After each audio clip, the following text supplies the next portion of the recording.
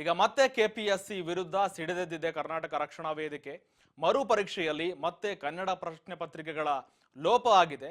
ಹೀಗಾಗಿ ನಾಳೆ ಕೆಪಿಎಸ್ಸಿ ವಿರುದ್ಧ ಪ್ರತಿಭಟನೆ ಮಾಡೋದಕ್ಕೆ ಕರವೇ ಸಿದ್ಧವಾಗಿದೆ.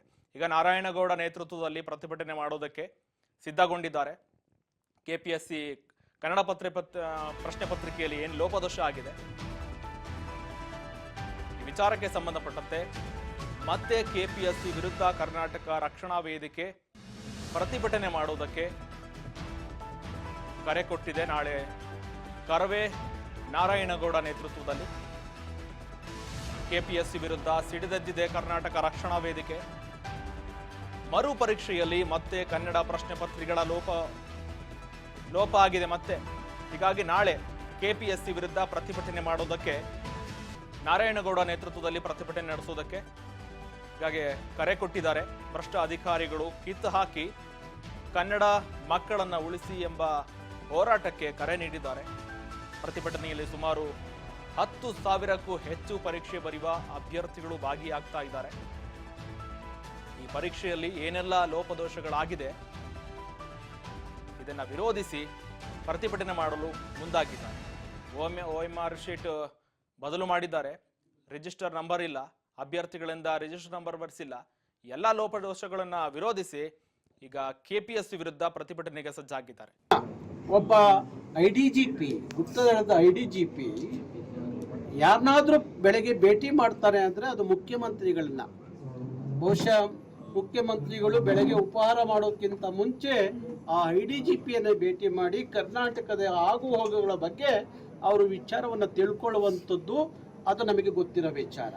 ಹಾಗಾಗಿ ಇಷ್ಟೆಲ್ಲ ಲಕ್ಷಾಂತರ ಮಕ್ಕಳ ಭವಿಷ್ಯ ಅಡಗಿದೆ ಅನ್ನುವಾಗ, ಲಕ್ಷಾಂತರ ಮಕ್ಕಳಿಗೆ ಅನ್ಯಾಯ ಆಗಿದೆ KPSC ನಡೆಸಿದಂಥ ಪರೀಕ್ಷೆಯಲ್ಲಿ ಅನ್ನೋದು ಗೊತ್ತಿರುವಾಗ ಯಾಕೆ ಮುಖ್ಯಮಂತ್ರಿಗಳು ಈ ವಿಚಾರದಲ್ಲಿ ಮೌನ ವಹಿಸಿದ್ದಾರೆ? ಏನು ಕಾರಣ ಇರ್ಬೋದು? ಇದರ ಉದ್ದೇಶ ಏನು ಅನ್ನೋದು ನಮಗೆ ಅರ್ಥ ಆಗಬೇಕಾಗಿದೆ. ಅದಕ್ಕಾಗಿ ನಾನು ಒಂದು ವಾರದಿಂದ ಪ್ರಯತ್ನ ಮಾಡ್ತಾ ಇದ್ದೀನಿ ಅವ್ರು ಭೇಟಿ ಮಾಡಲಿಕ್ಕೆ. ಅವರು ಬಜೆಟ್ ಈಗ ಅವರಿಗೆ ಅವರ ಪತ್ರಿಕಾ ಕಾರ್ಯದರ್ಶಿಗಳಿಗೆ ಒಂದು ಸಂದೇಶ ಕಳಿಸಿದ್ದೀನಿ. ನಾನು ತಕ್ಷಣ ಮುಖ್ಯಮಂತ್ರಿಗಳ ಜೊತೆಯಲ್ಲಿ ಮಾತಾಡಬೇಕು ಅಂತ ನನಗೆ ಸಮಯ ನಿಗದಿ ಮಾಡಿ ಅಂತ ಕೇಳಿದ್ದೀನಿ.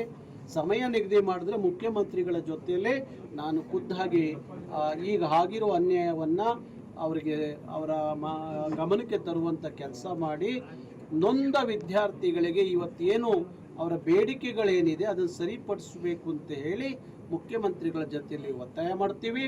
ಹಾಗೆ ನಾಡಿದ್ದು ನಡೆಯುವಂಥ 18ರ ಪ್ರತಿಭಟನೆ ನಾವು ಆದ ನಂತರ ಒಂದು ನಿಯೋಗ ಭೇಟಿ ಮಾಡ್ತೀವಿ.